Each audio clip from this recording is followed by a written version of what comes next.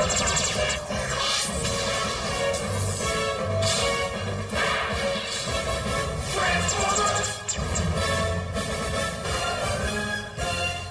now, through the magic of the Cybernet Space Cube, the computer-enhanced podcast of the future, Transformers Slag Podcast.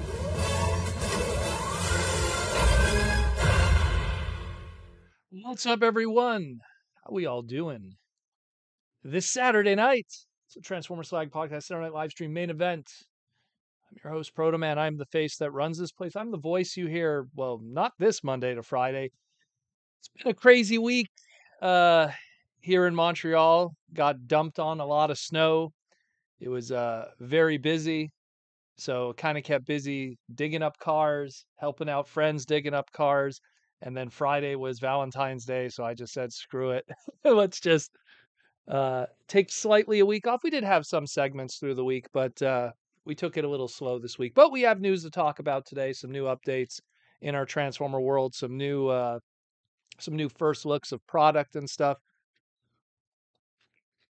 We got some new dates coming up that we're going to talk about, everything here and there. Take some super chats from you guys tonight and just talk about the robots in disguise like we always do.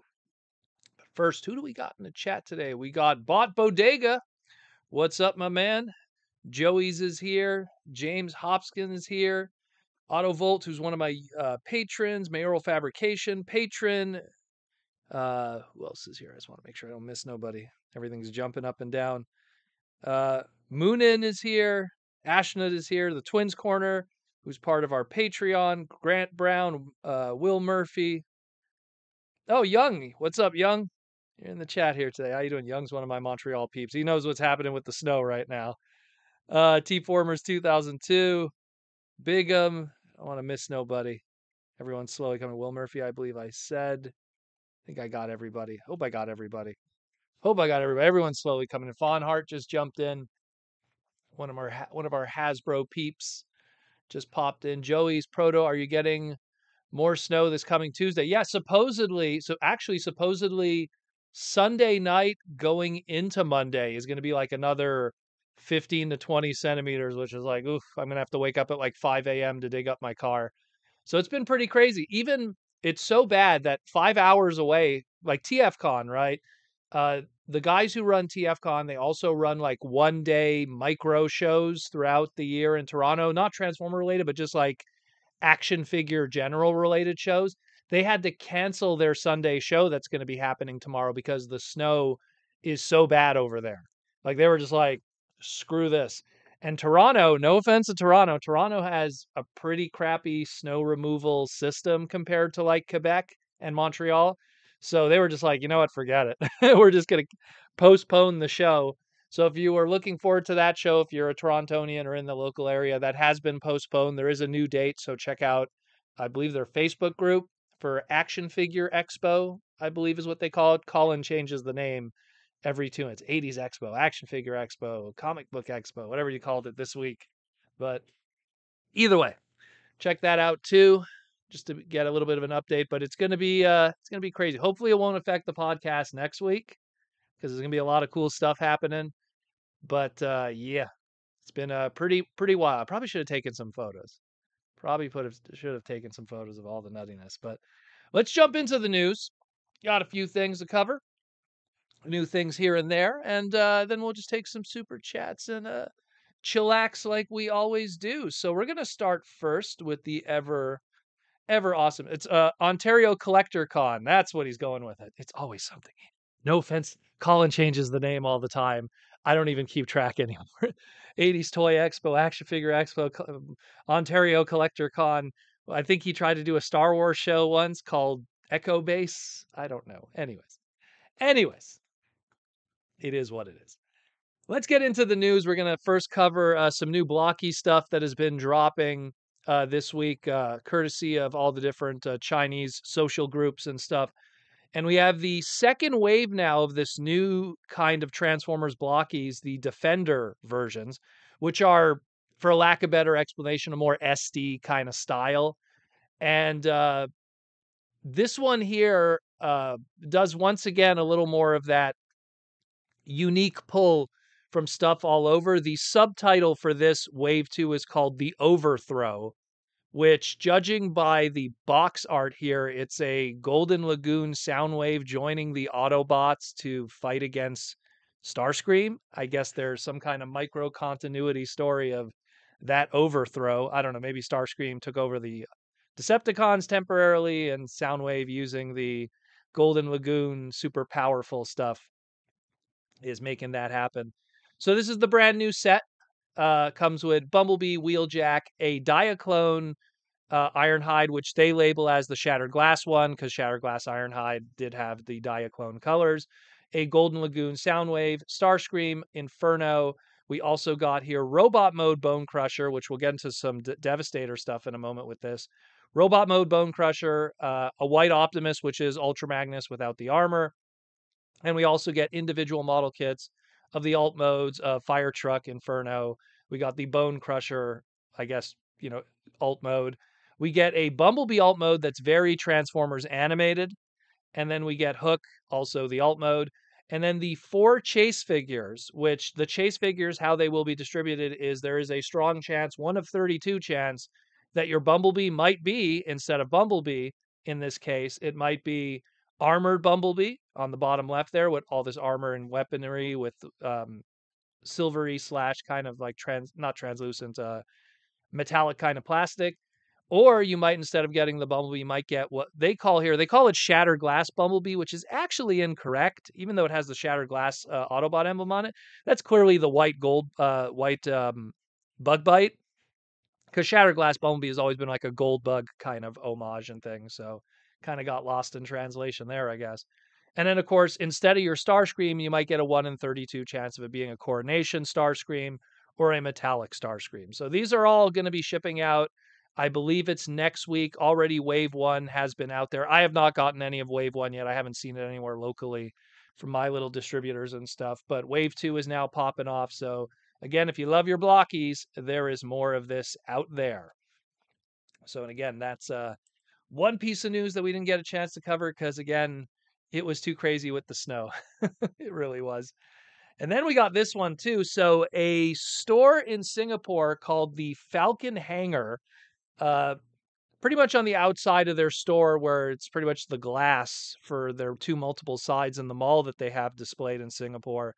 They had a whole bunch of box art of different upcoming studio series and Transformers Age of the Primes product. And while most of this we already knew about, some of this is kind of the first time we're kind of seeing some of this product, because the box art indeed does represent what the product will look like, because Marcelo does the box art and he does a great job of conveying that. So the first stuff is, of course, this is the studio series stuff, and it's stuff that we already knew was coming because of listings that we had online, but this does reconfirm it and, of course, shows box art. So the reissue, we'll go from top left down and then top right down. The reissue of the Studio Series 86 Jazz, the Transformers 1 Starscream Deluxe class. So that is now 100% confirmed, and we're going to be getting that through Studio Series in the extremely near future. The Deluxe class Transformers 1 Elita 1, which we've already seen tons of photos of and know that's in the pipeline. And then, of course, on the top right, we got the Devastation Deluxe class Optimus Prime, which we've seen. And then we have here the Gamer Edition Starscream, the Voyager class, but this time the repaint into Thundercracker. So Gamer Edition, Thundercracker, War for Cybertron, Fall of Cybertron. So we got the box art for that one finally, and reconfirms that that's going to be the next one. No surprise with our Seekers, of course. And a reissue of Grimlock, who was going for insane money for the longest time. Shout out to my buddy Goober. He overpaid way too much for his in the FOMO, and I told him, just wait. They're Dinobots. You don't think Hasbro is going to be reissuing Dinobots till the end of time? So we got them in Deluxe, we got them in that core class scale, and now we got them in Leaders. There's very little they could do from here, so they might as well reissue. We got some Dinobots even in Voyager class. Like every price point has been covered with these guys. So you're going to see those molds forever. And if you missed out on Grimlock the first time around, you're going to get another opportunity for these Wave 1 2025 Deluxe class products. So that'll be a filler for wave 1 for the leader classes. So if you didn't get Grimlock, now's your opportunity. Do not fall for the secondary market and people paying $150 or to $200 for something that should be $49.99. So that's fantastic. Great stuff. Let me know what you think about those ones. But the big ones on this huge display of stuff, of course, is our first look officially of some, Transformers Age of the Primes 13 characters. And it's that of the products of our deluxe class Alchemist Prime and the box art. And this is really like the first time we've seen anything of this guy here, our leader class Onyx Prime. Now, the Alchemist, we saw bits and pieces of it through other conventions. The box art was like, kind of cropped here and there and stuff like that. But this truly is the first time we're seeing anything of Onyx Prime for this Age of the Primes line. And, hey man, fantastic. Absolutely fantastic. And it's something where, yeah, it's the G2 one, but I mean, it's still a way to get a Grimlock. But there also will be a reissue of the Studio Series 86 one also. I believe, when did Evan confirm that? I think he confirmed that on Twitter or something. Not Twitter, Instagram. I think like 2 weeks ago or something. But now it's confirmed. Now we have box art and stuff. So again, it's money on the table, man. It's money on the table. Look that Grimlock mold. Look how many times it's already 4 times, 5 times now. 5 times it's been repainted, retooled, and reissues and everything. So again, easy money. But hey, Onyx Prime. Yeah, man. I am very curious how this is going to look. I mean, it's something that on paper, a centaur kind of like four-legged, big weapon, big wings, like in a deluxe class box. I am very curious how they pull that off, like how that's going to look, what they're going to do with it afterwards. I mean, what do you repaint and or retool? The partials on this must be like something that completely removes those back legs. There has to be. There has to be. I'm very curious the whole structure of how this is all going to be put together after it's all said and done. So it's something where this is great. It's very cool to finally get an idea of what he's going to look like, because he's always been one of those characters. We had the old Ken Christensen art from the Covenant of Primus book all those years ago. Then in the IDW comics and, of course, in the Transformers Prime show, you had different interpretations. I don't want to really spoil with the IDW comic because we all know the story with that, with Onyx Prime and a certain mono-eyed Decepticon. But yeah, there's a whole story with that. Again, go read the books if you're curious. I don't want to spoil for you, even though it's a book that, in all honesty, a lot of people in the fandom haven't read yet. So go check out. But again, great stuff. Absolutely great stuff. T-formers. So we got original, we got Shattered Glass, we got G2 Blue, we got G2 Agumon, as I like to call it. We got the Godzilla one. That's true, the Godzilla one. I forgot that one. And then we got the comic one. Yeah, see again, they're milking that mold. That mold is going to see plenty. I wouldn't be surprised if the other Dinobots too, we're going to be seeing them for a very long while. We'll get G2 colors.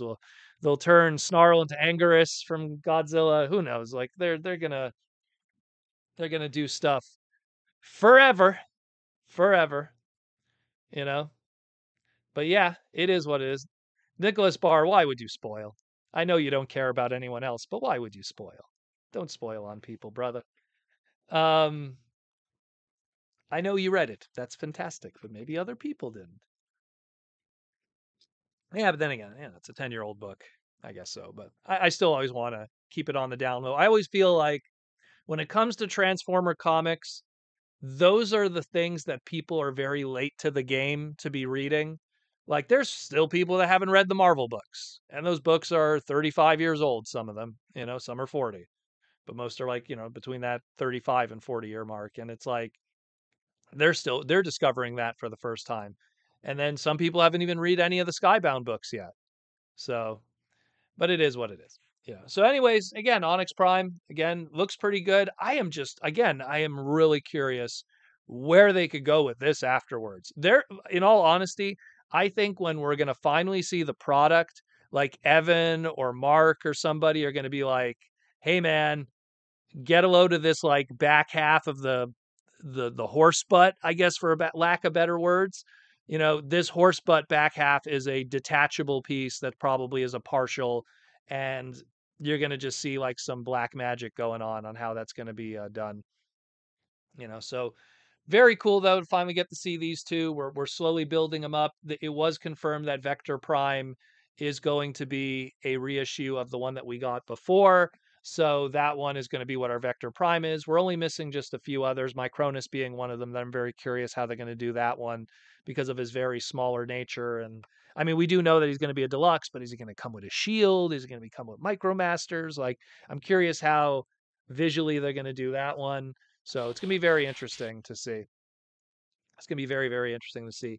Airy Nuts with the $2 super chat. Age of the Primes Vortex equals Alpha Bravo for Superion. I mean, that's if they want to go with the sixth member routes like they did during Combiner Wars. If they want to do that, I don't know. I don't think they're going to want to go that route. Like, still to this day, and I worked with Hasbro at the time with the copyright and the packaging during Combiner Wars, and still to this day, I never really understood the you know mysterious sixth member that was phasing out what would have been a key member choice. Aside from the fact for them just wanting to really make a smart move of molds, where it's like, well, we could do all of Superion, but if we do a helicopter here, we then make a tooling that then could justify the tooling for Vortex when you do, Bruticus. And then if you do like this character here, then we can make an excuse for when we do this character here with something else. And I mean, we got some cool stuff out of it. Don't get me wrong. I mean, but at the same time, it's like I still to this day don't really understand the logic. I mean, to this day, like people still, prior to us getting our Ultimate Superion and Ultimate Menasor through the recent stuff with Legacy, I mean, people were just buying the Japanese versions if they wanted the best versions of those Combiner War stuff. Transformatics says here Onyx could be a leader class Skylinks retool. I guess if they want to do like a different version of Skylinks. I mean, Skylinks has been Voyager, he's been Commander. Now we're gonna do a leader one, I guess. Oh, unless you're talking about the Transformers Prime one. Yeah, that just clicked in my head there because I just looked at my Transformers Prime display. I'm like, oh, there's true. There's a Skylinks in that one. Yeah, I guess they could do if someone wants to pay a leader class price point for an obscure Transformers Prime character. I don't know about that one. That's a tough one. That's a tough one. I mean, you got to be like one of those ride or die Transformer Prime fans to go like, oh man, like, I didn't care about Skylinks when he was, what was he, a Voyager? That was a Voyager class? No, I think that was a deluxe. It's hard to tell. But yeah, like, you know, those Beast Hunter toys back in the day.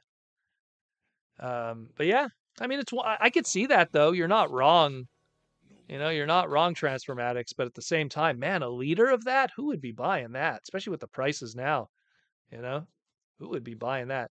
James Hobson's, maybe they will make a new character from this. Well, I would love that. But I mean, look, we've seen with our generations flavored line, unless it's like a modulator or something, it's very rare that they make like new characters. Like it's like, when we got our little Bone Age celebration, the Infernac universe celebrations, through the fossilizers or, all of that. That's the only time we ever got like fresh characters. And even then, look, they've kind of discontinued those, which is a shame when you think about it. I mean, I've always said this: Hasbro always continues to do what makes them money and discontinues what doesn't make them money. And, when we had like the first kind of modulators through Siege, where it was like the Micromaster bases and the weaponizer stuff, that had traction because some of those were based on pre-existing known characters in G1 lore, whether it be Micromaster bases or Power Dashers or stuff like the mail order ones specifically. So they kind of had that. And then when they went into, fossilizers afterwards, it had some, traction. It had that Bone Age connection. And, people kind of like that some of them can make weapons for Optimus Primal that invoke the old skull head. And there was a little bit of a pull there. But then when they did the Infernac universe stuff, well, guys like me who like let's say Rock Lords or something, I dug that. Or when they were pulling from the Inhumanoids, I guess people could dig that. But at the end of the day, it didn't sell well, and as a result, they kind of discontinued it. And combined with the fact that the core class got discontinued, which would also kind of be the placeholder for some of those characters. You'd have like a core class of those Infernac characters, a core class of those Fossilizer characters. So it is what it is. Where are we at? Where are we at? Voyagers in the past. Leaders today are the Voyagers of the past. Ain't that well? That's just you know, that's just the unfortunate truth of the shrinking of product. And we could just got to kind of get used to that at this point. Battle Unicorn, I could see that too. But again, super obscure Beast Machines, Battle of the Allspark late wave product that like one of 7 people probably know what it is or let alone own it, and then do a leader class of it. I mean, let's be real. Again, I think it would be cool to see Battle Unicorn come back, but who's paying $49.99 for a Battle Unicorn leader class? When no one was buying Battle Unicorn back in Beast Machines. Beast Machines, you have to understand, especially that last wave. Sorry, I gotta get some water in me. I'm still so tired from all the shoveling today. Beast Machines, you have to understand, was like sold absolutely terribly during its time in 2000, 2001, going into Robots in the Skies. So to like bring back some of those poorly sold characters, I don't know. I do not know. It's kind of why like a lot of Beast Machines has been absent from all like the 2 lines that it's like Hasbro in a lot of ways have been very trickly with has been Energon stuff, although we've gotten this and that, and Beast Machines, because those are 2 lines that kind of, I guess, for lack of better words, didn't sell as well as they had hoped. But hey, Onyx Prime, what could I say? Ruben Assassin Rose with, I believe that's £5 in the Age of the Primes reveal back in December. Onyx was actually shown after Skybite at the 37 mark, so I think they reused that image for this. It's possible. I mean, this head sculpt was shown also during the teaser trailer, but this is the first time we've finally seen it in full. We get to see the weapon, the body, like it was shown This is finally shown proper and full. I mean, this might actually be more than we're going to see even on the actual box, because a lot of times with the box art, they crop most of this Marcello art. So this is like really the first true time we're seeing this character. And then we could kind of like look at the legs and, get an idea of what possibly we could get here. Hopefully. Hopefully. Hopefully. But yeah, we will see. We will see. We will see. We will see. Sarah says, "Hey, I actually collect that line and will pay for it." Well, me too. Look, I have all of Beast Machines minus, what am I missing from Beast Machines? I think I'm missing like 1 figure from the Japanese side with the Beast Wars Return stuff. But, hey, I love that stuff too. But again, what I like is different from the facts. And that's something that I can't stress enough with this world. What you love and what is the facts, they have to exist independently. And look, I love Hot Rod. I wouldn't put Hot Rod in a first or second wave of product if I was trying to market to the mainstream. And that's what keeps people in business. Let's put it this way. So we will see. We will see for sure. And then, of course, we got a little bit of an update on Lio Kaiser. So he's reached the halfway point from the Western side of backing. They have opened it up to China. They have opened it up, I believe, to South America and Mexico recently. Correct me if I'm wrong on that. And those added some numbers also. I mean, it's very clear this item's going to get backed. Is it going to get backed the whole way, meaning like to the 13 so that we get the stand and everything? That's a different conversation, but it is trucking along as expected. And at the end of the day, I mean, I've always said this, most of the people who back it don't back it until like the last 48 hours anyways. And that's not just HasLabs. That's like Kickstarters, Indiegogos, any of that stuff. All the action always happens in the last 48 hours. The people who might have questioned it before will definitely get on board in the end. I mean, look, for me, it's something where while I don't agree with the pricing structure of it, I want to own these characters in their best possible form. I love Transformers Victory. I love the fact that we're getting Death Cobra, and that alone is fine for me. And again, I could afford it. It's more I feel bad for other people that might be in a situation where it's like they can't afford this, and that seems to be the general conversation that's always come up. It's people that are like, "Look, I really like this, but this is too expensive for me, so I'm going to pass." And that's a shame that, products that people would have been excited for Hasbro to participate with, they can't because of, the price structure, but that's just kind of the world we live in. Um, Nicholas Barr with the $2 super chat. In all fairness, Hot Rod is much more popular now.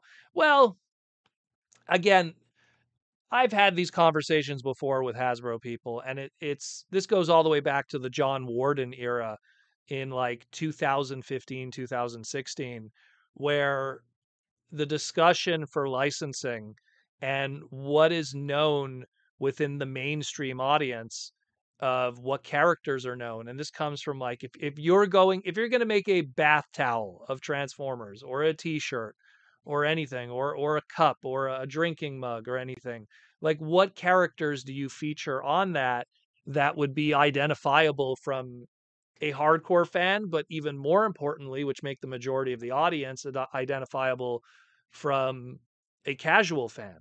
And when you're selling, millions and millions of like coffee mugs in a Walmart, you need to target the mainstream fan because you need to have those numbers in your favor. And that's where stuff like the Legendary Seven always came up. And that was a John Warden idea. It was something where it's like, well, what are the core seven characters? Through like polling and stuff like that are always identified. And it was the Optimus Primes, the Bumblebees, the Grimlocks, the Starscreams, the Megatrons, the Soundwaves, and the Devastators. Those were the most well known through even the core casual audience of characters. Truck Guy with cool voice, Red Truck Guy with cool voice, Dino Guy who talked like in third person, the Volkswagen yellow, Herbie the Love Bug one, and then you have Gun Guy Megatron, Screechy Voice Red Plane Guy, Taped Cassette Guy, and the one that combined. Doesn't matter if there's others that combined. As far as they were concerned, Heavy Metal War was the only episode of Transformers, and that was the one that combined. Because by the time any of those 86, 87 combiners came out back in the 80s, the Superions, the Defensors, the Bruticus's and all of that. By the time all of those came out as toy products, and by the time it really ended up in the hands of any kids, it was already late 86, early 87. Ninja Turtles came out, the world forgot. Yes, it existed, but the world forgot. They moved on. It's a whole other behind the scenes deep conversation that not many people usually have. But yeah, Hawkstop Animation with the $2 super chat. Will My Little Pony collaboration happen? You know what's hilarious with that? So I actually worked on the copy for the My Little Pony Transformers collaboration they did, but that was the one that they did on the My Little Pony side of things, where they did Ghostbusters, they did a Pink Ranger Power Ranger, they did a Optimus Prime one. They pretty much took the My Little Pony Buck, the body type, but they used it in hard ABS and then they just kind of colored it in. I'm sure at some point when Hasbro has the gumption to want to do something like that, they could potentially do something like that. But the question is, would they be able to pull it off? Because some of their G.I. Joe crossovers didn't sell well, and that's selling a boy's product to a boy's product. Some of their other collaborations didn't do well. The X-Men one went on clearance. What was another one that went on crazy clearance? Even the Jurassic Park one, now that I think about it, Rexy went 50% off even at one point. So when you're thinking like the My Little Pony one, that's a tough one because you're going to put a lot of time and energy into engineering, even if it's a repaint of like Onyx Prime, let's say, and they retool it and they make a My Little Pony leader class out of it of, Twilight Sparkle, let's say. Let's go for like their version of a main character, if you will. Twilight Sparkle, Applejack, any of those. Pinkie Pie. Rainbow Dash, I don't know who they'll go with. Maybe Rainbow Dash, that one has wings, but the point being is it's something where would they want to put all that time into a partial in engineering and then put it in the boys aisle and no one buys it?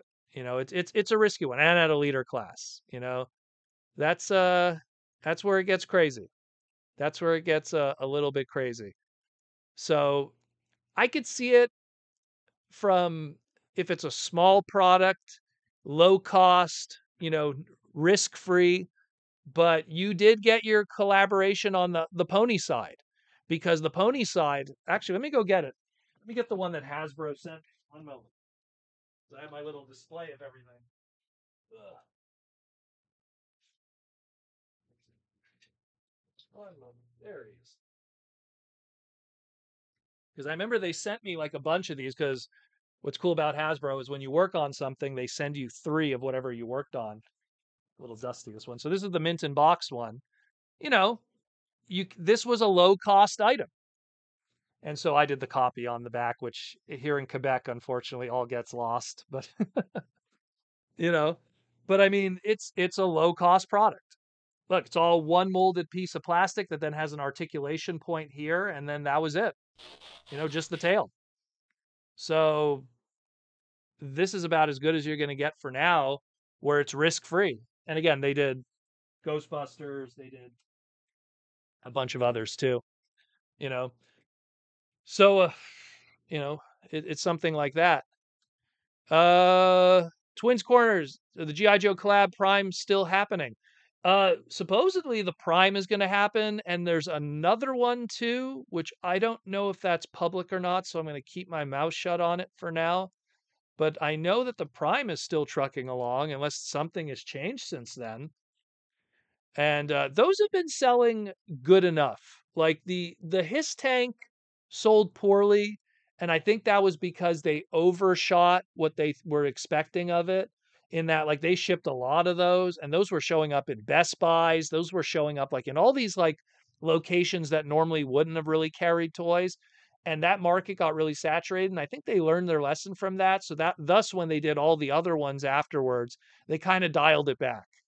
And by dialing it back and making the production run smaller, there's less waste of product, there's less product put out there, and then it creates a little bit of a FOMO, and then people kind of go out and get it and they pre-order. And so far it's been good. The Triple T has been cool. The Soundwave was awesome. Wasn't too much of a fan of the Bumblebee one. That one too was kind of like didn't sell poorly, but also wasn't received well from people who picked it up. Although Jaws D liked it. So I mean, if he liked it, I'm sure it means something, you know. But we will see. We will see. Don't touch the battle unicorn. Don thing falls apart right now. Really? Really? You can barely. Oh no, you don't have the angle. It's hard to see. I don't want to mess with the camera, but all the Beast Machine stuff over there. I suggest T-formers. If there's one of the Joes that you should get, it's the Soundwave one. I think that one of the bunch is the most solid. Like, it's the most solid product. But I think it's the most expensive one too, up to this point, if I remember correct, because it comes with 2 Joes, comes with the Dreadnoughts. So, but yeah, I mean, good set still. But yeah, so there's that. So again, we'll see what happens. Obviously, like I said, it's gonna get done. And at the end of the day, and I've said this multiple times, it's all about that Death Cobra. I mean, up to this point, like, this is the closest you got to a Death Cobra. You know, if you were somehow able to get Reverb, which had like, I didn't even realize this until maybe like a year ago, how difficult this stupid thing is to get. Got a super limited run through Target, maybe only like regionally, and that was it. And this is the closest you got to like a Death Cobra, because it was like a Death Cobra colored helicopter. And it was just like, okay, I think Joe Kai did the paint on this one. Probably Joe. It's probably Joe. I don't know if Aaron's in the chat, but you know, and luckily that now you don't have to rely on Reverb, which I think he's going for like $70-$80 now on eBay. You could get Death Cobra, which is going to look way better and come with his gun chest and everything. So very, very cool. But we're not done yet. We're not done yet talking toys, because not next week, but the week after. So 2 weeks from now, we have the Toy Fair New York, which both, of course, Hasbro and Hasbro licensor Super 7 will be present at the Jarvis Center, March 1st to the 4th, 2025. They also, just on top of that, they announced their next date just yesterday. And then they also announced their future dates for 2026 and 2027. They're already locked in. So those will be in February, respectively, for those 2 years. But yeah, so Toy Fair is going to be also in 2 weeks from now. And so there's going to probably be a lot of big reveals and stuff also there. Toy Fair, in my opinion, is the biggest reveal time of the year now that like BotCon doesn't really exist in its original form. Where it used to be BotCon was kind of like, here's where all the big reveals are dropped. Here's all the latest product. Here's the latest show. Here's this, here's that. So now that BotCon doesn't really exist, Hasbro kind of has to use Toy Fair as a good place to kind of like show all that stuff off. And that's where probably we're going to see maybe some of these guys, whether it be the Excellion, the Noise Maze, aka Sideways, some, the Iron Fist. That's one a lot of people are looking for, the Carnivac. So these we'll probably be seeing for the first time. And of course, the whole story with this, hey, what happened with Transformers, Cyber World? So I think that now Cyber World's going to also get it. What's up, Aaron? Cyber World's probably going to also get finally a little spot, because if you're going to be advertising, because again, Toy Fair, and Aaron could even speak of this too, who just showed up. Toy Fair really is for the big box retailers, the licensors, the distributors. It really is to show to those guys. We get to see it too as the fans. We get to see, oh, here's the latest products and stuff. But if you've ever seen, there's this great YouTube channel that has like all the toy fairs throughout the years, and he would just go booth to booth recording stuff, and it was great to see, like, hey, here's, old Joe, Hasbro Kenner guys, doing the whole, speech, the whole like, pitch of like, hey, here's this, here's that, like, this is the latest product. Hey, the new Mega Man cartoon, and Bandai with their 1994 Mega Man toys. And so it really was for that. And so, if there's one place where we're going to probably see Cyber World, it's going to be at Toy Fair New York. So that's going to be very cool. That's going to be very, very cool in 2 weeks, 2 weeks from now. And then again, what's really cool about that is it's going to be March 1st to the 4th, because February ends it's a short month, of course, leap year, 28th. So March 1st to the 4th, Saturday, Sunday, Monday, Tuesday. And then literally 2 days after that, Tuesday, Wednesday, Thursday, Friday will be TFCon. So it's going to be an interesting 2 weeks after, like, you're going to have Toy Fair, then you're going to have TFCon the week after, where all the third party stuff is shown off. So it's going to be a very interesting and busy 2 weeks. So stay tuned for that for sure. It's going to be very, very cool. Yeah, man. Where are we at here? I don't care, Pretenders, yuck, but the pig one is going to be a new Battle Beast remold for the future. If you're talking about Snarler, the boar Pretender shell, I don't know about that, but I mean, you never know. T-Formers 2002, so apparently that reverb was actually canceled, so the one you probably is just one of the samples.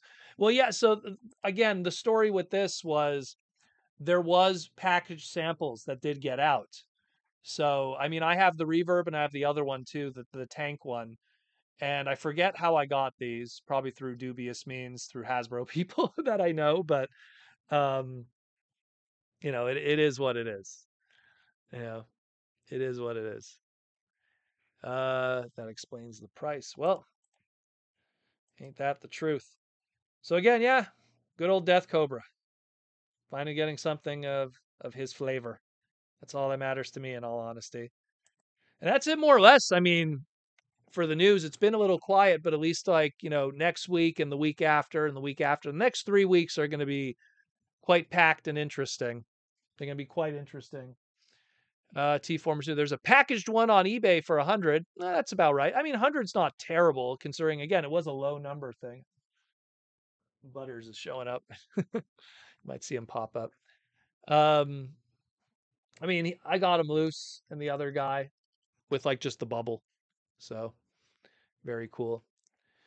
So let's get into some sponsor stuff, and then we'll take some super chats from the fans, and that'll be that. Didn't get much this week, actually. Again, it was a very gun barrel. That was the tank one, that one too.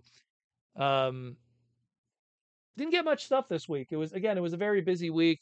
Just the snow just kind of derailed everything and just made everything tougher to do. So we didn't really do a lot of like, shopping around and everything.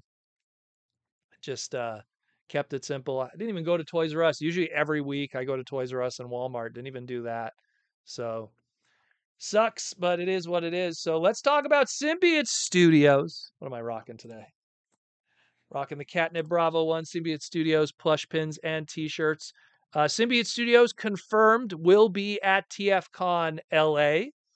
They will have a booth and a whole bunch of products. So if you want to get some Symbiote Studio products, and you don't want to have to deal with waiting or shipping or anything like that. They will be at TFCon LA with a booth with a whole bunch of stuff: t-shirts, pins, plush, whole bunch of stuff. Maybe even a little bit some sneak peeks of some stuff for the future. So be sure to swing by their booth at TFCon. If not, check out symbiotestudios.com for all the different Transformer product that they've been doing throughout the years, as well as, of course, the video game related licenses and all that My Little Pony stuff. I don't know. I have to talk to them if they're going to bring pony stuff. I know that when they brought pony stuff to San Diego Comic-Con, it was selling hand over fist. That was pretty crazy. So we'll see how they tackle that one. But very, very cool. Airy Nuts, Onyx Prime, Beast or Vehicle mode, alt mode. I'm pretty sure that what we're seeing right now of that art, and Aaron could attest to this too. Mind you, Aaron back in the day said these guys didn't transform back then, but what we're looking at is robot mode and the alt mode, because if you look at his chest, there clearly is some kind of bushy something going on there. I'm pretty sure he turns into some kind of like Pegasus, some kind of flying Pegasus or a Pegasus or a unicorn. You know, there's going to be something tooled in there where it's going to be a simple transformation. There'll be little different twists and turns, but otherwise it's going to be some kind of horse, obviously. And what we're looking at is the more simplified robot mode of that. But yeah, we will see. We will see. We will see. There's something going on there for sure. We will see. And let's get back to the sponsors. And of course, Symbiote Studios with speaking again, the horses. So we'll see what happens with that. But these guys also, again, be sure to check out Symbiote Studios' booth at TFCon. I don't know. I'd love to be at their booth, but I'm going to be so busy with Aaron at our booth. It's going to be crazy. So we'll see. We will see. It's TFCon LA. TFCon LA is the biggest show of the year for Transformers. So it's something that we'll see. And also, I might as well mention uh, we're going to have a bunch of these at the show. The little G1 transforming red versus blue Pokemon cartridges. So if you want to get a set, we're going to have those at the booth at the Aaron Archer Proto Man booth for sale. Of course, we have a second wave of them. We're going to try to get some Pokemon cards that will include with them as an extra thank you for picking them up. So we'll just have a little something, something. So we're going to have an extra run of those for people in LA if they want to pick them up. For Patreon people that didn't get them in the mail and didn't get them in person at the show, we could also work something out for you there.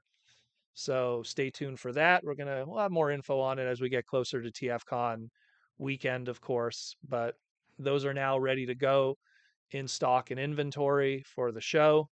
I'll probably be bringing some Transformers 1 trading cards too for people that want to do that stuff. I'm gonna be traveling light, so to speak, because it's gonna be LA and it's gonna be crazy, and so we'll see what happens. Uh, it's a Transformers Pony crossover, maybe. Who knows? Who knows? At a leader class, I don't know, but who knows? Grant Brown, I thought turned into an ox. Maybe it does turn into an ox. I always saw him as like a centaur. That's always kind of how I saw him. And then if they want to make him transform, because technically, again, Aaron's original intention was that the original 13 didn't have alt modes. You know, that predates everything. Like the original 13 were these titans that just didn't have alt modes, and the concept of transforming kind of came later. Um, and these are just visual designs. It's something that now that these are part of the mainline product, they do have to have a transformation. It's just kind of how it is. Uh, Yeah, a lot of guests have been announced for TFCon, and they're not done yet. They're still 2 more weeks of guest announcements. So stay tuned for that. It is, again, if you've been to the LA shows in the past, they always have minimum 30 guests, sometimes 35, sometimes 40, you know? So it's going to be pretty nutty. It's going to be pretty nutty with all the guests and stuff. There's a few guests that I'm excited to see too. Like, when you've done, gosh, how many Transformer conventions I've been to? BotCons, TFCon. I've probably done 30 Transformer conventions, maybe more. I have to sit down and crunch that number, maybe even more than that, because I'd always double down. And then there's the TF cons that would do 2 or 3 a year, probably like 40 at this point. But, you've met so many voice actors that's like, who am I missing at this point? And, the Transformer 1 voice actors, haven't met them. So that's pretty cool. Um, Jeff Bennett's going to be there, who's the voice of Johnny Bravo, who's also the voice of Animated Soundwave and some other characters. So that's a pretty hype one. Never met him. So to get, Johnny Bravo, that's going to be pretty cool. But yeah, a lot of good stuff. Hawk Stop Animations with the $2 super chat. I'm looking forward to the Jazzware Friday nights at Freddy's. I'm assuming that's what the abbreviation is for, figures. Well, yeah, there's going to be, again, Toy Fair is, I mean, I'm with you there too, Hawkstop. There's going to be, Jada's going to be there with the Mega Man stuff.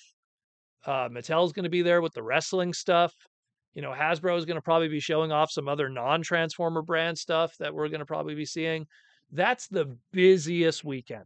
That is without a doubt the busiest weekend as toy fans, because so much is going on. So much is dropped that weekend. Ninja Turtles stuff, the indie stuff. Look, Super 7 is going to be showing off their stuff. The smaller companies. It's crazy. That'll be a crazy weekend. T-Formers 2002, Amalgamus was the one who transformed. Well, yeah, he transformed into a bottle of wires. Friday night at Freddy's. What molds could we use? I guess if we ever got a Polar Claw, then we could have a good bear mold, and then we could take it from there, I guess. That's one day. One day, one day, one day. But again, check out Symbiote Studios. They'll be at TFCon. And if not, go check them out. They're awesome dudes. Again, symbiotestudios.com. Go pick up some official Transformer plush on the highest level. And speaking of the highest level, we also have the Toy Armada with Aaron Archer. We did a segment a few weeks ago talking about Energon, specifically Kicker and the High Wire, and the origins of the Quintessons and Alpha Quintessons, and how those toys were put together, and how these two products inadvertently led to all the supplemental products that were used for the Michael Bay movie stuff, and Hasbro's independence to make those products, whether it be, robot heroes, robo replicas, Smash Changers. I'm turning my head to look at the rest. Gravity Bots, Cyber Smashers, Unleashed. What else? I don't know if we want to put RPMs into that, but pretty much, doing stuff outside of the need of Takara engineering and stuff. Very, very cool. Very, very cool. So go check out that segment if you haven't already. It's a good, I believe, 45-minute talk, me and Aaron talking about that product. Speaking of Aaron, again, Aaron will also be at TFCon LA. He's going to have an awesome booth there with me, and he's going to be selling his awesome book, The Art of Transforming Robots, Volume 3. I believe, Aaron, you have some Volume 2 left over also. I don't know if you'll be bringing them, but there's some Volume 2 also, if you're interested in that. He'll be doing, of course, the Posca paintings, taking commissions.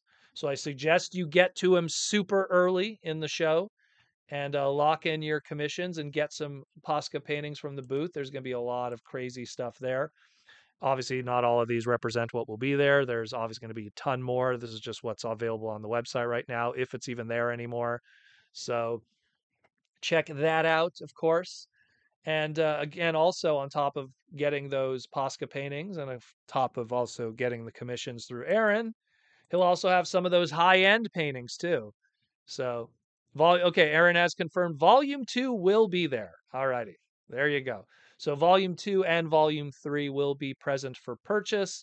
He'll also have little things here and there. I know Aaron always brings other cool little doodads and stuff. And again, if you have instruction sheets that you no longer need and you will be in the LA area for TFCon, if you don't mind donating them to Aaron, just swing on by and drop them off. it's part of one of my jobs at the booth is to sort through everything and find all the good stuff.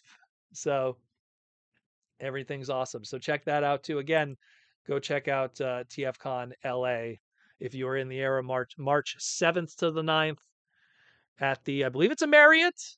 I believe it's a Marriott that it is, the Marriott. And yeah, it's going to be a very fun weekend. Symbiote Studios will be there, over 35 different guests of 40 of all kinds of different Transformers backgrounds and history and lore and everything. And artists will be there. It's going to be a fantastic weekend. I'm very excited about it. Haven't been to LA in 2 years. If I don't count, well, I don't count San Diego Comic-Con because that's in San Diego, but I haven't been to LA, I think, in 2 years. So it's nice to be back in LA. You know, the Big V kind of put a stop to a lot of that temporarily. So looking forward to the grand return and to seeing all the fans out there. It's gonna be a fun one. It's gonna be really cool. So be sure to swing by. Hawkstop Animation with $2 super chat. I hope they make a Cybertron universe. Megatron. Well, that for sure. In my opinion, that's something that really needs to be like, if we look at what the modern commander classes are now, like look, we already see, like, look what Titan classes are when it comes to, like Star Convoy, Star Optimus, and then we look at what the modern commander classes are. I think if you did that Megatron today, which it's just an unfortunate truth of, I wish I could turn the camera and show it properly, but all the gears in the way. You can barely see him. It gets blocked. They're all there. There's the Galvatron one and the Megatron one.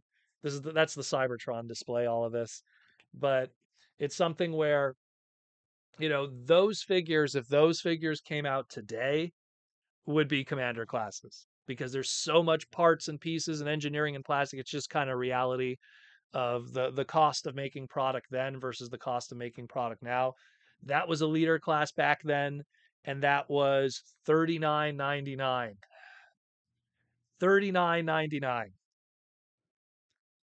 you know, that's how it was back then. $39.99, had the Cyber Planet key, had the two different alt modes, great paint deco. The Galvatron one is gorgeous.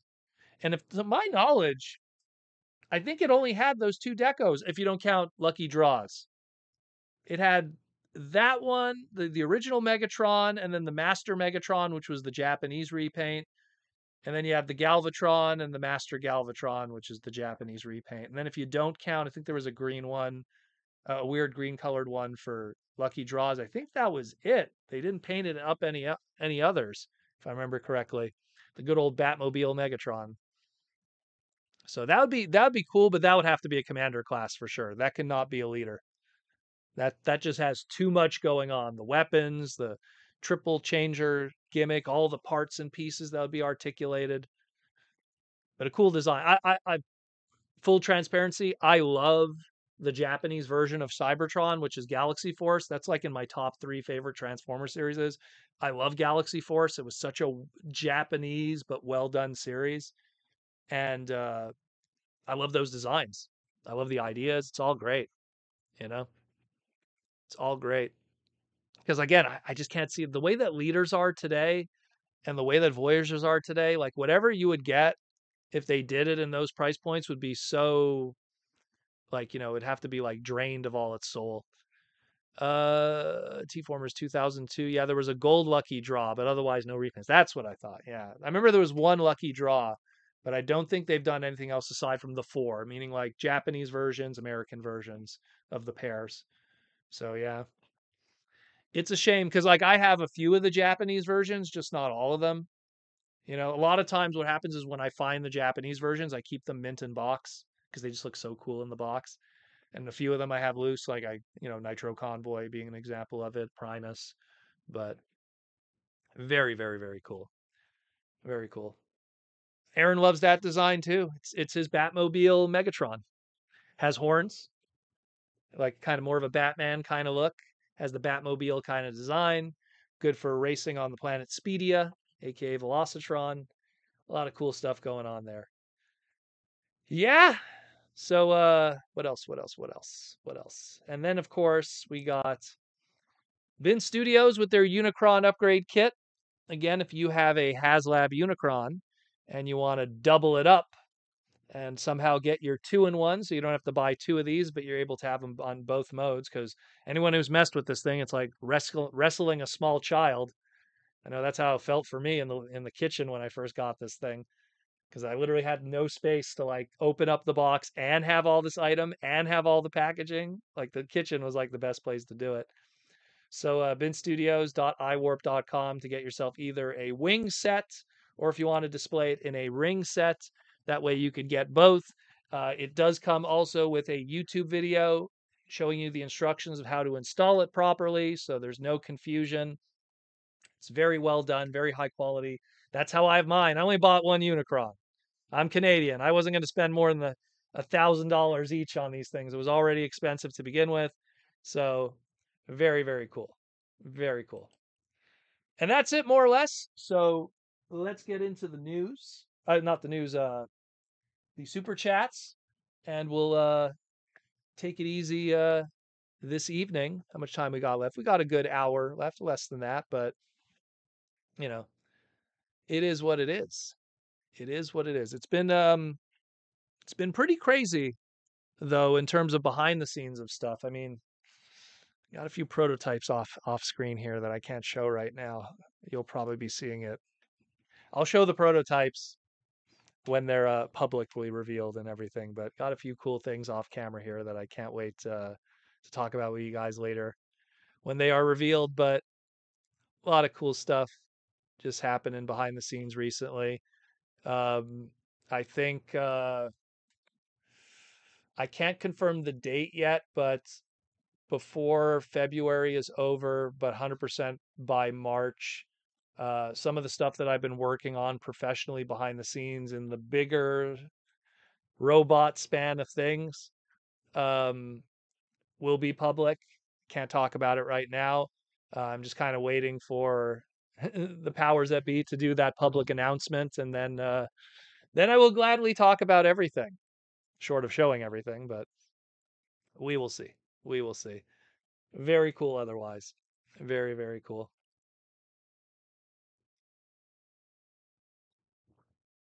Um, Sarah says, I expect the studio series Bumblebee new mold in the movie is one per case because in Mexico, when the movie was in theaters, I saw a woman push a kid for one.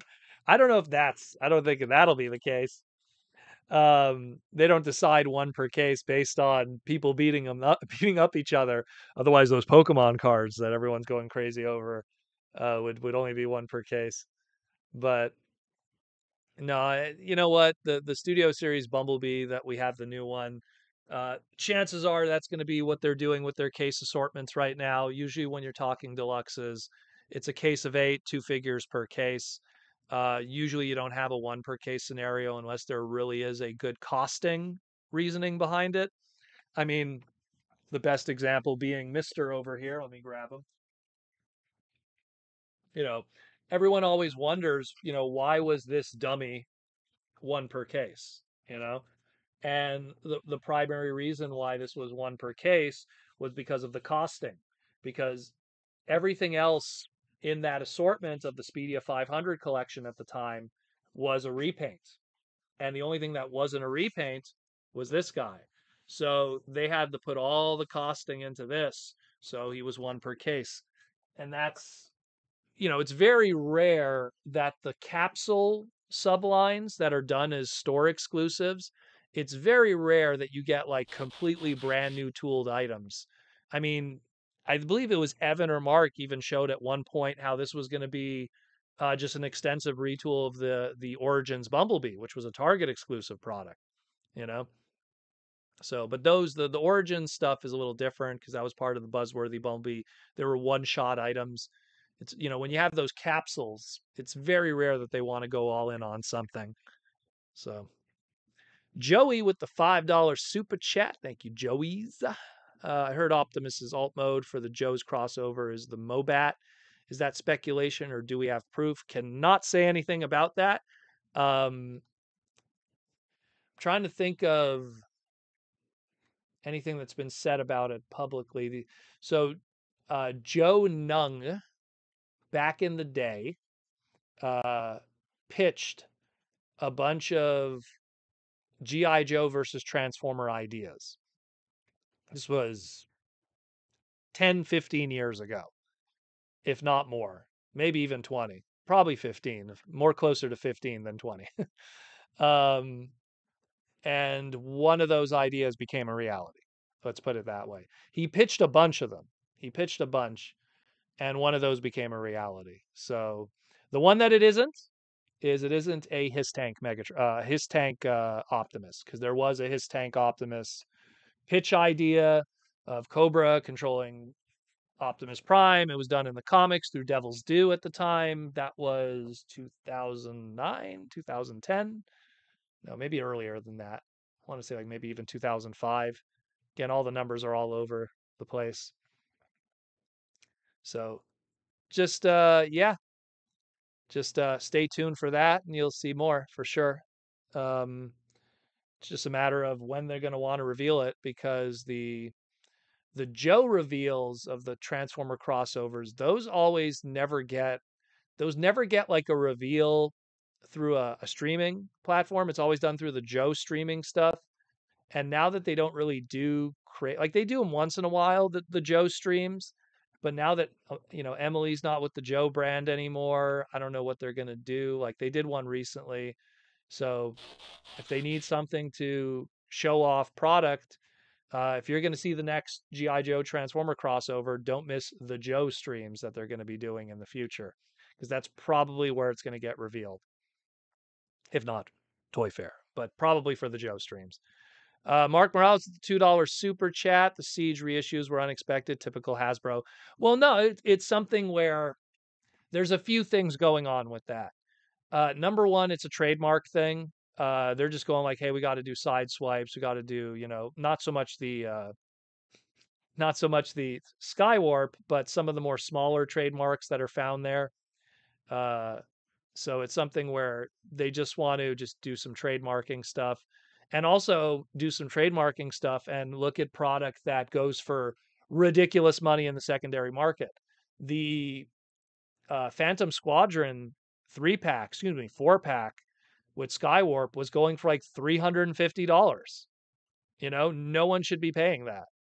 That thing was, when it was brand new, was $39.99. It's $49 now because of inflation since it came out, but that was a $39.99 set. That thing should never, no one should pay $350 for that. Do you know what $350 gets you in the Transformer world? I'm looking at masterpieces. I'm looking at like high-end G1. I'm looking at like tons of great stuff that you could be getting. But go into TFCon's deal room, go through some loose bins with $350. You're going to be coming back with a full suitcase, not with one little Voyager class and a couple of little dudes, you know? Ridiculous. Ridiculous. So that's them more like going, hey, we got some trademarks that are expiring. What trademarks are available? Instead of making a new product, which involves time, energy, tooling, why not just reissue an old product? And I mean, that's why we had, remember the Headmaster retro reissues that they did. Hey, we need to do Hardhead, Chrome Dome, Highbrow, and Brainstorm, but we're not going to be doing those characters anytime soon. Retro reissues, where they did that G1 style packaging, but using those Titan Return molds with the heads from the Legend Sakamoto version. Kind of a weird turnaround, but that's how they did it. $350 gets you the HasLab. Exactly. Which would you spend on something that should be $39.99, or in this case $49.99, and it gives you one Voyager and a whole bunch of smaller figures? Or at least in the case of the HasLab, if everything gets backed, 6, possibly 7 Voyagers, possibly, assuming that we get Death Cobra. Yeah. Again, I always tell people, in all the years of the more modern Transformer products, it's very rare. There's exceptions to the rules, but they are like 1 out of every like 2,000. And I mean that.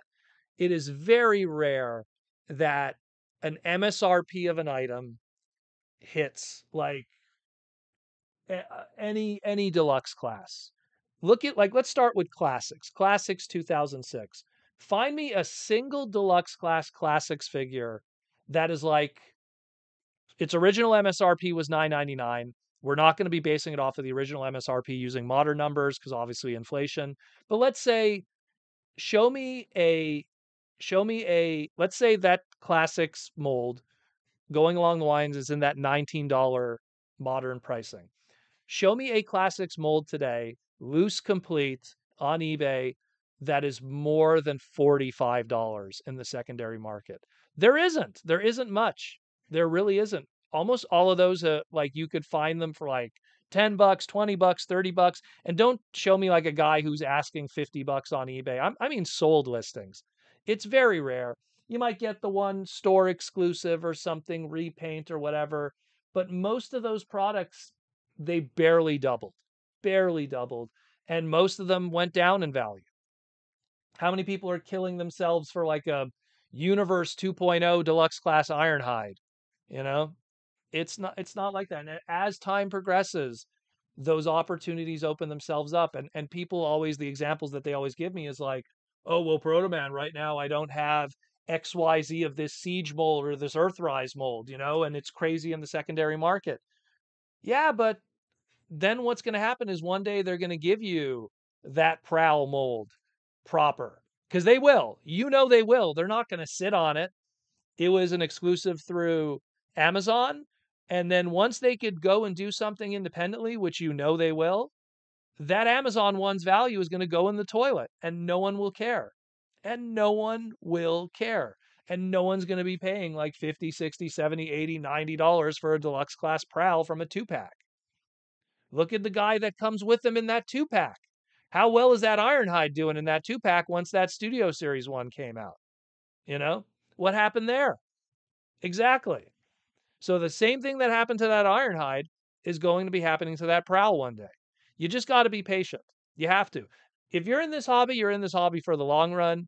And if you feel that you're just trying to get the best version of each character, then you're telling me that you're trying to get the best version of each character so he could sit on display in your collection, nice, permanently. Then just wait. It's so silly for people to spend like $100 on a loose complete deluxe class figure. That's crazy. That's crazy. And then they turn around and go like, "Oh, I don't know about this. Oh, I don't know about that." You guys, you're going to be in trouble, you know? And these are the guys that later on they're like blowing out their collections because they have no money because they need to pay bills. So Bigum, February 25th is another product to be reissued. Hopefully that's Greenlight. Yeah, well, assuming that they care about the Greenlight trademark and they want to do more with it, Lancer being another one, um, that'd be a good opportunity. You know, they could throw it in with something. There again, they see what's like they pay attention to the secondary market. They really do. They really, really do. BMAX said it like it comes up a lot of times. They go, "Oh, hey, that figure we put out, yeah, it's tough to get and is going for $400 when we were charging $49.99." It's like they want that money, you know? If someone is willing to pay $400 for a leader class, then they sure as hell will definitely be willing to pay, $49.99 for that same leader class. Heck, they'll probably buy two of them. So it's something where they have no problem. And where we live in a world today where it's such a direct market, they're able to ship tons of them through the Hasbro Pulse website. And then they're able to ship tons of them through their partners, whether it be the BBTSs, the TF sources. I could go on and on with all these stores that aren't sponsored. So they get that free plug there. But, you know, they could do it through all those different partners too, where they get, so much is shipped out. So much. We're not even talking point of sale in the big boxes.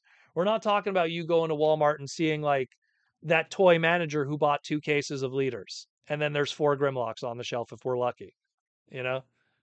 So they're always looking for those opportunities. And in a world where you gotta keep the plastic toy world's head above water. Thank you for subscribing, uh, Avenue Pad. You got to keep your head above water. Like, I mean, look, no joke. Ugh. This was sent to me Better hide the address. This was sent to me by Hasbro recently. What is in this box?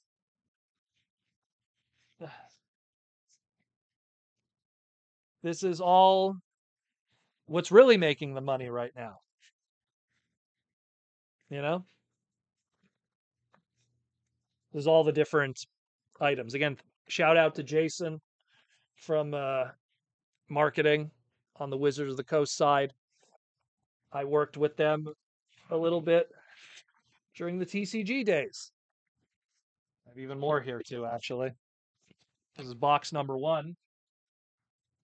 Then they had to ship this one separately because apparently this is worth a lot of money, these collector boosters. But me, I play the game. I don't speculate on the money of the game. But yeah, like that's making them so much money.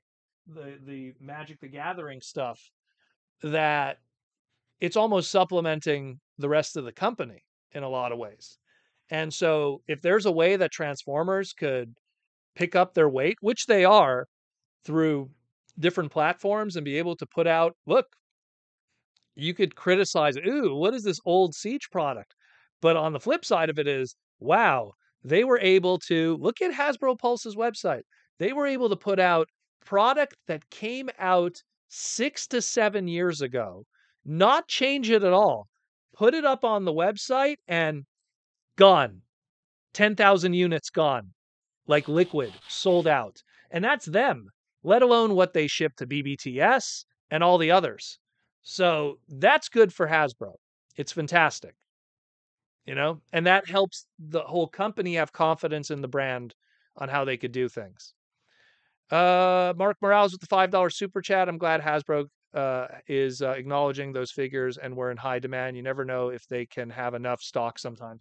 Well, again, and that's a reality is that BMAC and Nate, they pay attention. They go, okay, like what is going for stupid money right now? DevCon, Beachcomber, those are starting to trickle up. At some point, Beachcomber did get a reissue, but DevCon, when the opportunity presents itself, they don't mind like, hey, we're doing a wave of deluxes. We got to put a filler in there. Age of the Primes, Wave 5. They'll put. This is not factual. I'm just saying, throw a DevCon in there. So it's something that it works out. It's not what the practices were back in the day. You wouldn't really see that where an old product would all of a sudden show up reissued in some shape or form, unless it was advertised as a reissue, a commemorative series, or retro reissues, or whatever, the generations and stuff like that in Japan side with the book box reissues through Takara. But it was very rare that you just got something where it was a 1-for-1.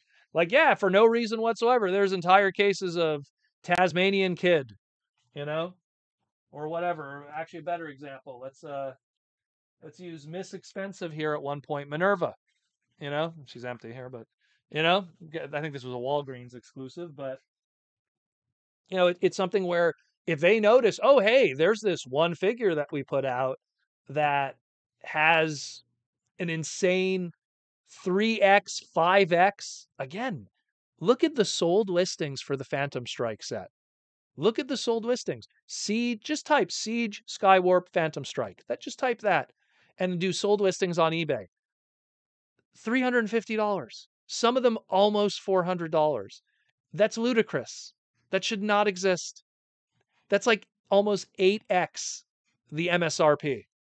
No one should be paying that just so you could complete your Seeker, Cybertronian set. That's ridiculous. Ridiculous. So it's great.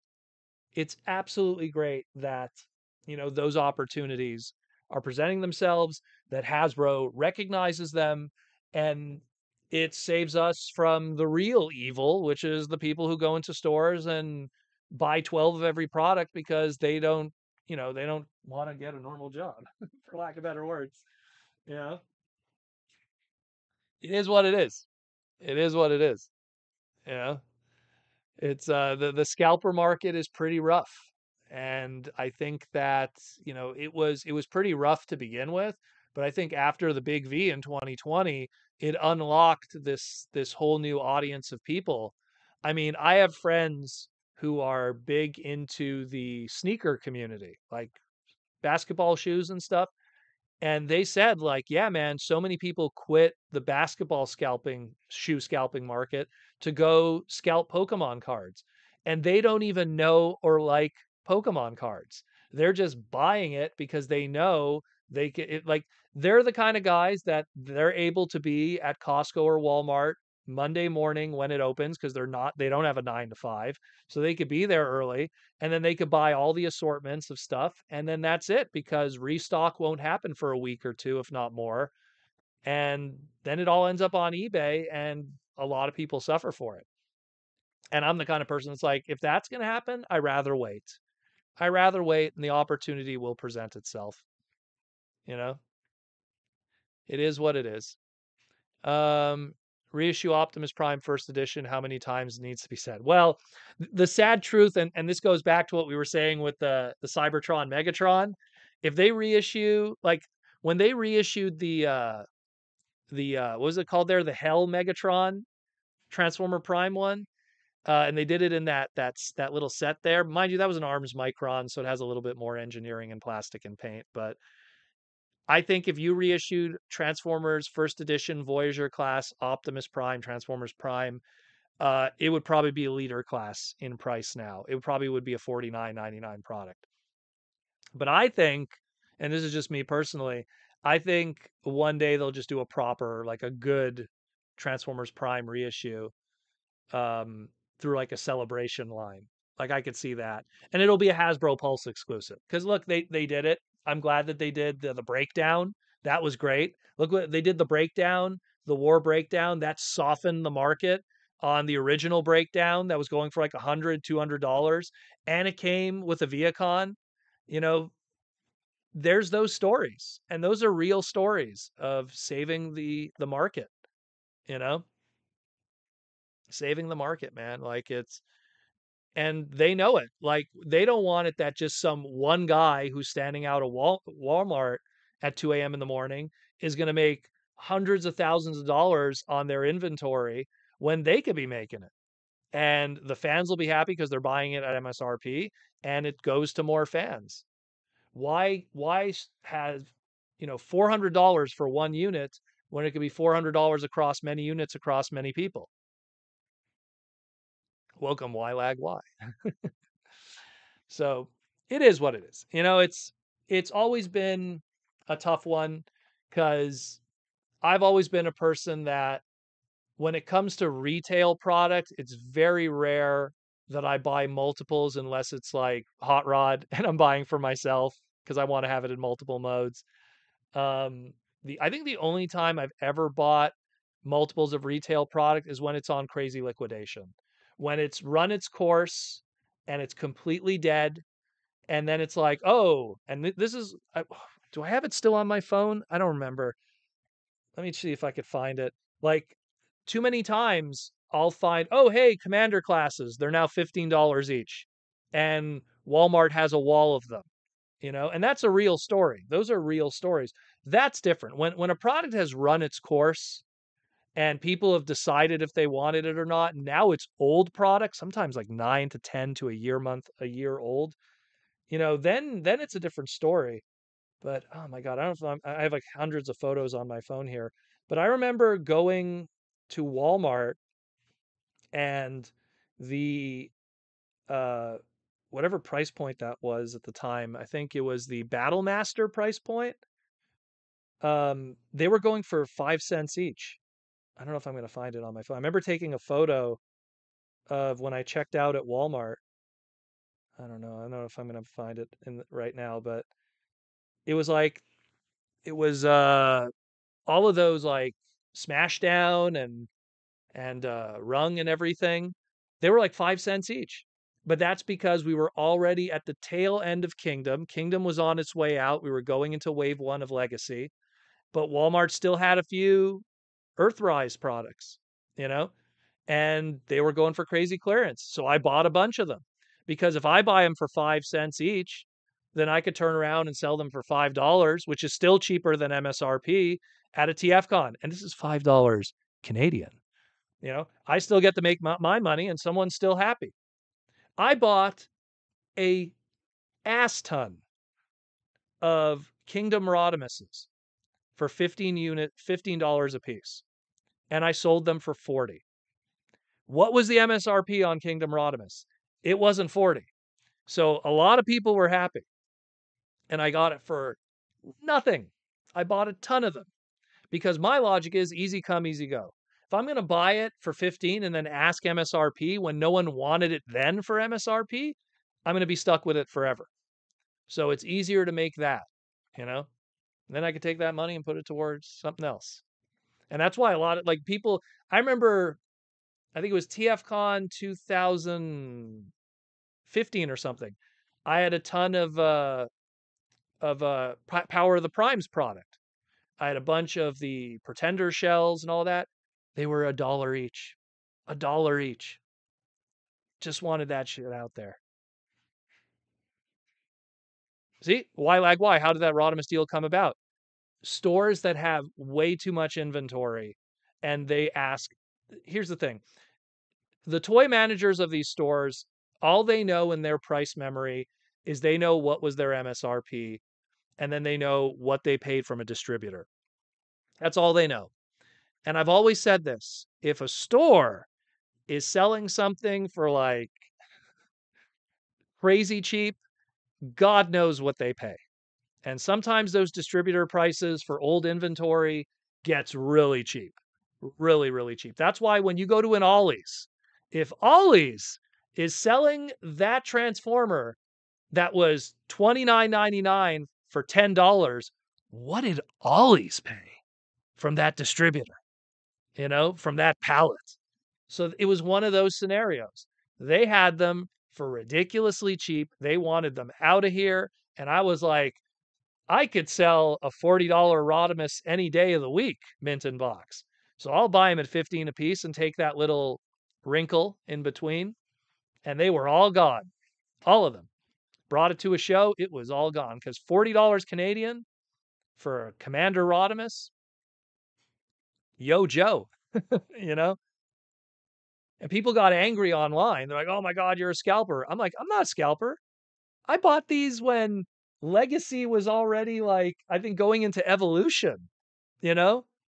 Like you already had a chance to get your Menasor, excuse me, your Motor Masters. Like this was product that Rodimus had gone on clearance online, this is long after that. When it's new product, yeah, call me scalper if it was brand new. If Rodimus was on the shelves full as MSRP and I bought them all, well, if I bought multiple Rodimuses, it was for other reasons because I love that character. But I'm saying any other character, then I get it. I get it. Yeah, then I'm like, I'm taking advantage of the market. But when it's product that's dead inventory that nobody wants, come on, you know? Nobody wanted it, and I went and cleared out the shelves. You should be thanking me. I just cleared out the pegs that would have been sitting there forever, you know? Yeah. Rodimus was like cheap. I think he was I think at lowest at one point he was, because I remember I came to that 40 number for a reason. And I think I settled on 40 because someone, I think it was Hasbro Pulse, was asking $39.99 American at one point when it was on clearance. I think they did it wasn't a Black Friday sale, but it was some kind of like big sale they did where we were going into Legacy and they just liquidated him like crazy. They overproduced him. He was everywhere, and no one wanted a Rodimus, you know? So, but they definitely didn't mind having a Rodimus for 40 American. It's going to be 40 Canadian. Even though, again, he was 40 American on Amazon, I guess, or 60 in your case. But either way, the price memory of that is long gone now. That's out of my mind because that inventory is gone. I got to keep what I wanted. I got rid of what I didn't. Anyone who goes, again, when we do the TFCon parts parties, it's all kinds of inventory. A lot of it is gone usually by that first night. Stuff is donated to the charity auction, the big box items. All those big items that you see in the charity auction at TFCon, Don't you notice a theme with a lot of those? They're always big items that were clearanced at one point, the Black Zareks, the Omega Sentinels. Like, that's where those end up because they're bought in huge amounts because no one wants them. So we clear out the inventory and then it ends up in the hands of someone grateful, hopefully, at less than MSRP on top of that. T-Formers 2002, he went lower to around 25 on Amazon. There you go.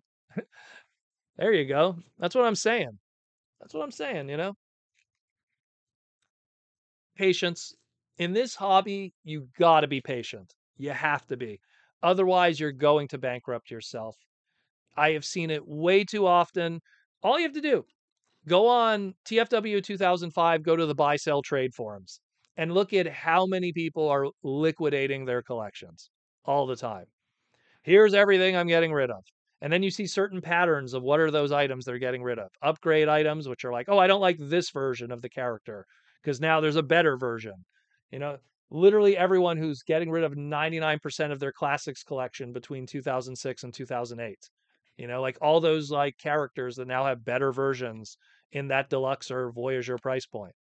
How many people that went nuts, you know, buying all the power of the Primes Dinobots for Volcanicus. And now it's like, oh, I don't want these. Now I got the leader classes. Even though the Volcanicus technically is its own unique thing. Oh, but now I got the legend scale and I like that one more. Okay.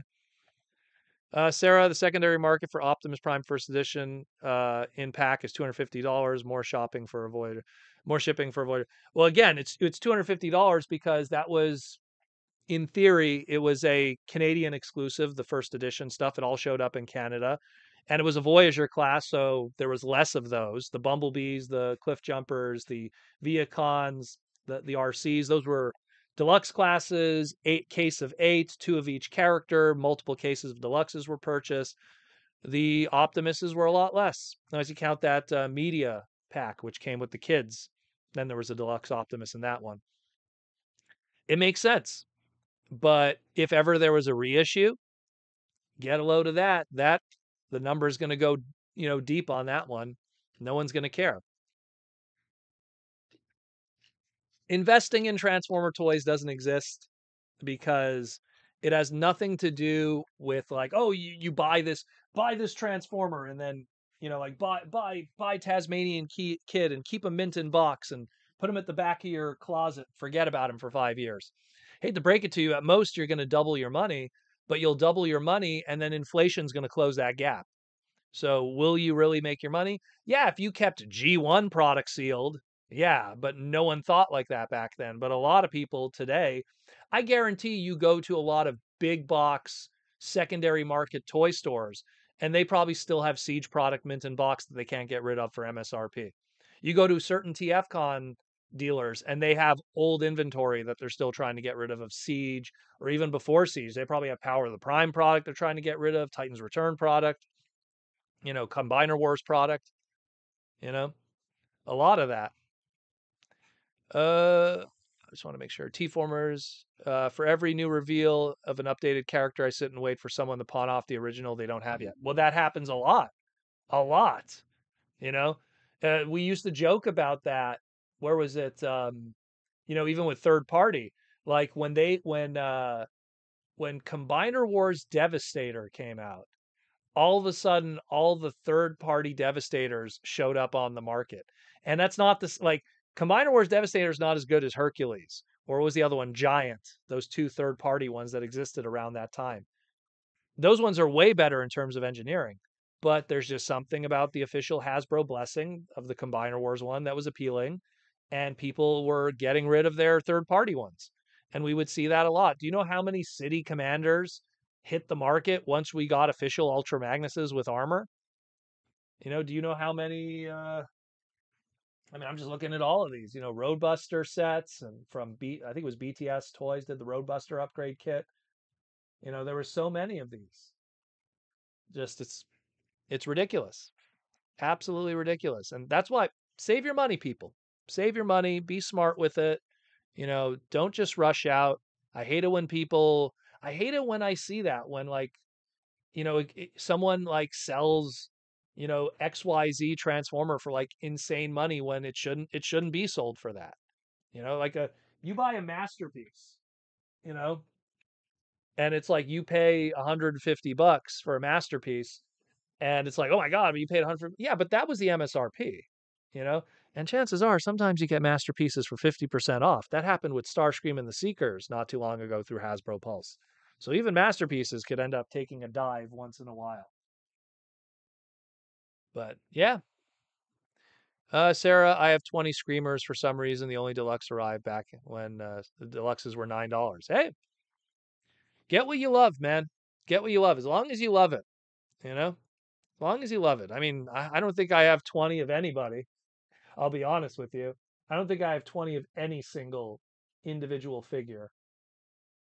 I mean, of the mold, maybe, because that's when you get into Seeker Jets and stuff like that. But actually, I take it back. There's only one thing I probably have 20 of, but it's not for personal collection. It's probably just for sale. The old, where are they? I have them upstairs. The old McDonald's toys. Probably have like bags of those. But that's probably it in terms of owning. But in terms of personal collection, no, I think like a hot rod figure, I might have like 3 of it at best. One carded, one robot mode, one vehicle mode, maybe 4 if I'm really stupid crazy. But that's about it. I never was an army builder. Never really happened. Army building only happened if the product already made you army build, like a BotCon army build kit or something. So I wasn't an army builder guy, so I never like bought like more than 2 of something. If I'm army building, it's like robot mode, alt mode. That's it. You know, never did that. When you have a collection like I do, army building is very dangerous. You need to have that space for everybody else. Just have the individual stuff. Uh, there's always G1 characters, never a BotCon Strika. Strika will happen one day again. Again, Beast Machine's characters kind of have a tough road, but I could see Strika happening. Evan and Mark always like having a token female character in a wave. So that means sooner or later Strika is going to happen. Look at Wave 1 Age of the Primes. You got Solus. If Solus wasn't there, they'll find some other token female to put in there. They always want to put one. They'll always figure out something. T-Formers 2002, for example, I don't have the original Cybertron Sideways, aka Noise Maze. And with the new one revealed, I'm going to wait for the OG to drop down in price. Oh, hopefully. Hopefully. It's something where I hope that's the case. The problem is, sometimes you have certain characters where the original toy is better tooled, and that's where that's a little more different. Like it's something where you could look at like the new Strong Arm, let's say that we got. Is it better than the original one? Is it more screen accurate? That's where it becomes debatable. So that's where it's like, ooh, that's a little more difficult. But when you have stuff that isn't really like a lot of those classics and universe, they weren't really based on anything. They were just interpretations of those G1 characters trying to be as close as they can to the original within the confines of, licenses and stuff. Some of those designs were used in comic books, but in general, a lot of them weren't. So Joey's still waiting for Botanica. Botanica, if you want to get a Botanica, Bin Studios did a Botanica third-party one through 3D printing. That's about as close as you're going to get for now. I'll say it once and I'll say it again. I don't know how BotBots did not do a Botanica when they had all those other plant transformers. That would have brought attention, even just a little bit, to people who would have criticized, oh, BotBots look stupid. Wait, there's a Botanica? Oh, well, I gotta get that, you know? Where we are. James, I think I missed James's question. Yeah, I got the Bayverse Masterpiece Starscream for like $60 at Target. Yeah, a month after it came out. That's what I'm saying, boys and girls. That's what I'm saying. Patience. Patience, You don't have to pay that. You don't have to pay crazy numbers. If the MSRP goes on clearance, why are you paying crazy for the secondary market, 8x upsell or 5x upsell? That's wild. Like, and the truth of the matter is that scalping doesn't happen if people don't pay. If you have a guy who buys a ton of that product and then they get stuck with it, they ain't going back to Walmart to do it again. They're already stuck with all of that and invested. But if they buy all that product and then they turn around and sell it and make tons of money, you damn know they're going to go do it again. So you got to starve them. You got to make them invest, $800 in buying the entire wall of Walmart toys and then get stuck with it. And then because they're investing that $800, they're going to be scared to do it again. So, Sarah, for some reason, Mexico stores put on clearance all deluxe first edition primes. I mean, when they arrived, so I got more of my screamers. Well, that's good then. As long as you enjoy it. Tom Laney, maybe start the old Combiner Micromasters. Make those old toys into deluxes. Well, that's a lot of trademarks, my friend. And you can't see it all because that stupid box is in the way. All the Micromasters are behind this box of the Costco exclusive. You can see some of them over there. That's some of the but that's more because that's the zone display. But you know, it is what it is. It is what it is. I'd like to see more Micromasters personally, but I have a soft spot for them. But I also understand why they don't exist. They didn't sell very well, unfortunately. Micromasters for both Siege and Earthrise sold quite poorly, so they kind of went, ooh, okay, gonna kind of hold out on that. Olden Tolber with the $2 super chat. I want Barney's rubber ducky for the next toy wave. I'm going to assume you're referring to Megatron's rubber ducky as a transformer. Well, you already kind of got that. BotBots did a rubber ducky transformer. So if you want a rubber ducky transformer, BotBots already did that. If you want a official Megatron rubber ducky, BotCon did that. Let me go grab it. It's a real thing. It's a real thing. It's a real thing. 2016. I can't make this up.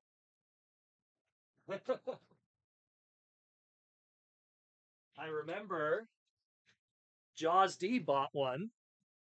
He bought one and he got David K to sign the bottom. And then he was like showing it off on Twitter. I think it was Twitter or Facebook. I don't remember. I think it was Twitter, or maybe it was cybertron.ca. Whatever it was, he was showing it off somewhere in one of the forums, and someone like offered him $100 for it. And he was like, okay, you know? So I don't know what that is now in the secondary market, that stupid rubber ducky. Someone check if someone's even selling those anymore. But yeah, so you have two options. If you want a transformable one, you got the BotBots, and if you want an official one for your own bathroom or whatever, BotCon put out. I believe BotCon did a first run and then they did a second run too. So like they found out that there was huge demand for it, and then they did a second run of them with a different stamp on the front, but still official. Still an official rubber ducky. It's real. It's real. And then they did an accessory too for the custom class. It's all great. James Hopkins. Yeah, I bet these scalpers that a lot of Grimlocks and Strike Squadrons and the like are PO'd right now. Of course, that happens all the time.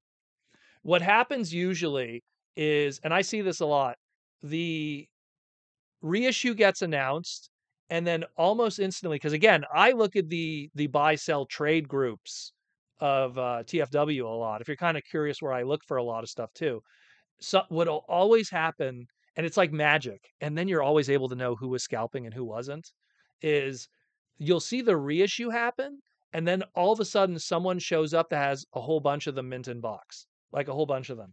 It's very clear, like, he doesn't have it open loose, meaning he was a collector and it was in his display. It's clearly someone he bought like two or three of them and he was trying to sell them and he just was having no luck, and now he's stuck with them, you know? So that always happens.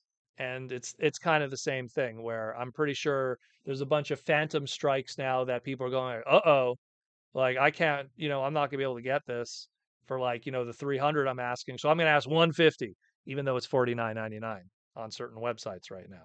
Like I said, it might be sold out on Hasbro Pulse, but a lot of the partners still have inventory. So don't pay that money, my friends. Don't pay that money. T-Formers 2002. When were those G1 package style bumblebees and gears supposed to come out?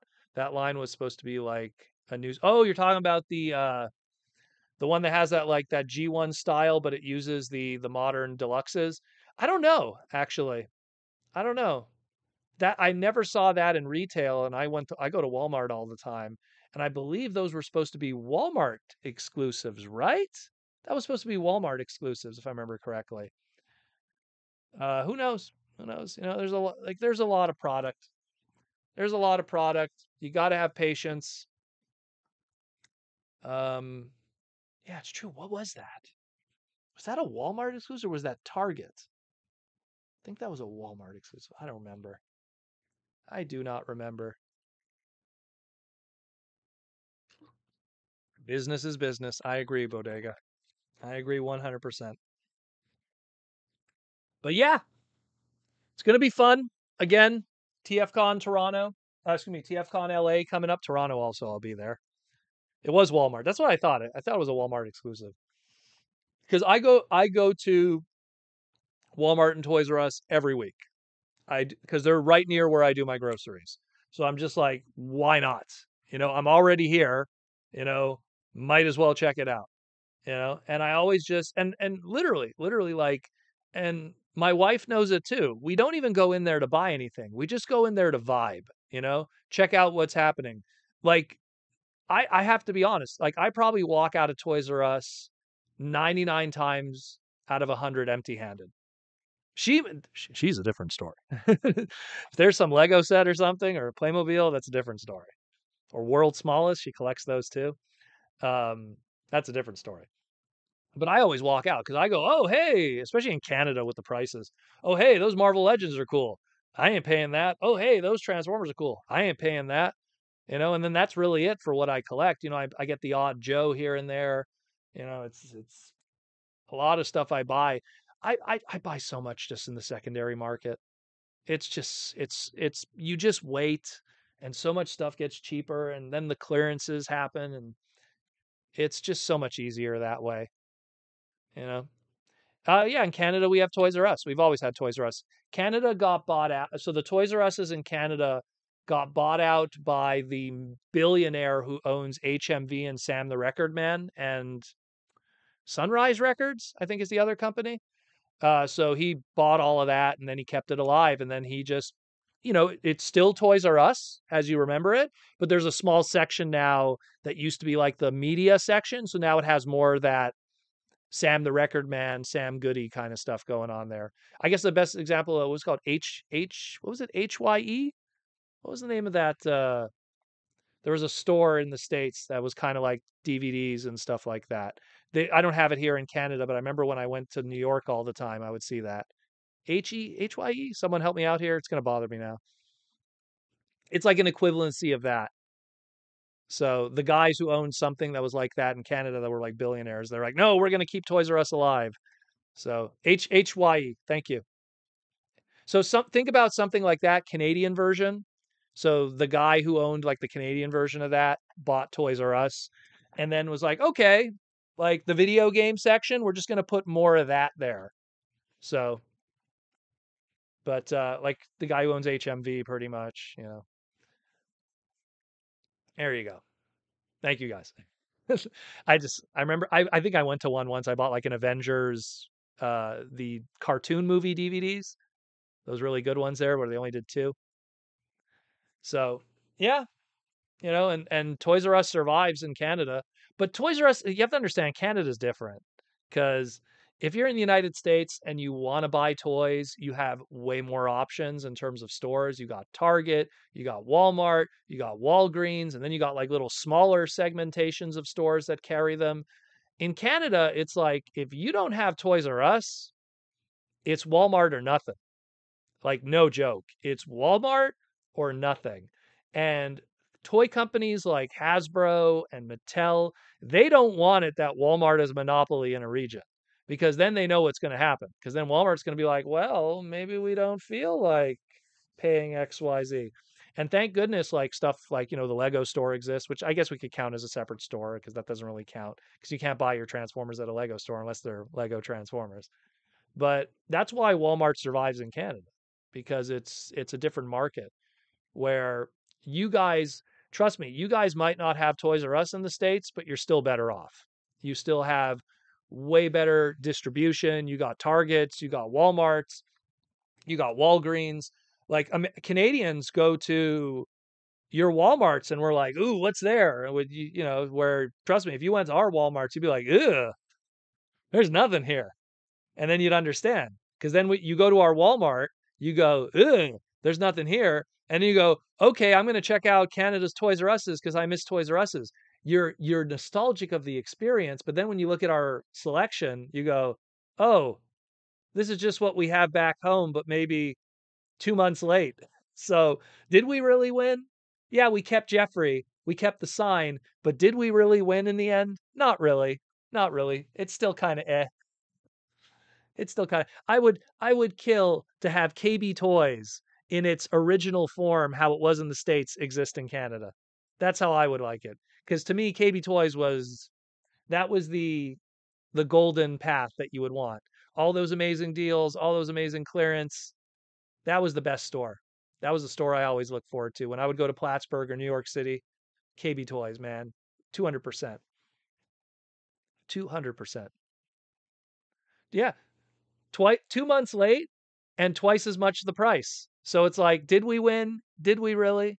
The only thing that you could be jealous of is, yeah, we got Jeffrey. That's it. We got the mascot. But did we win? Did we win really? We didn't. We didn't. Again, I go into Toys R Us and 99% of the time I walk out empty-handed because I'm just like, no, I'm not paying like $50 for a deluxe. I'm not paying that, you know? I'm not. Again, it's trust me, you guys were better off. You guys are better off. You're not missing much. I understand the nostalgia of it. I get that. Totally with you, but that's where it ends. That's where it ends. From trains to planes to video games, it's the biggest toy store in the world. I don't want to grow up. I get it.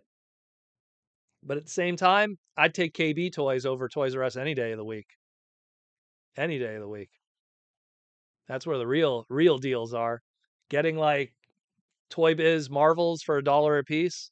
Heck, I remember going like during the Beast Wars days, which shows how old I am.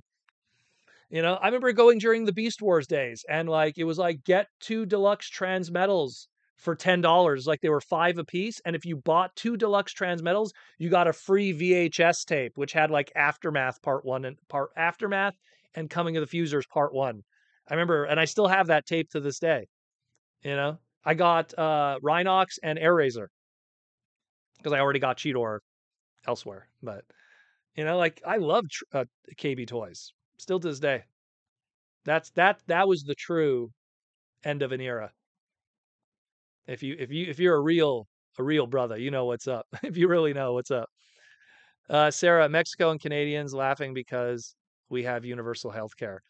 Well, we have universal health care, but we also have more taxes. And I'll tell you this right now.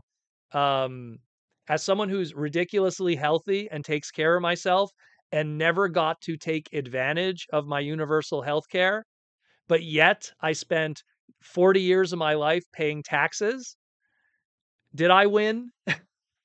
Did I win really? The probably near $1 million that I've lost paying taxes and never going to use a hospital because I always lived healthy. Yeah, I don't know. Maybe, maybe not. The real life hack is living in the States and living healthy. That's all. If you live healthy and not have to worry about universal health care, then trust me, in the long run, you'll win. But that's a whole other discussion. I don't want to get into Canadian politics and American politics stuff, but if you live healthy and then you look at how much like you get your paycheck in Canada and you go, oh, yeah. Oh, yeah. Jason, I could vouch for that. If you make $1 million in Canada, you're getting 400K if you're lucky. They take 60%. So did we win? Trust me. Trust me. It's a deeper discussion. When everyone wants to talk about universal healthcare, I will gladly sit down with you in person. Not now, but trust me, you guys are winning in the end.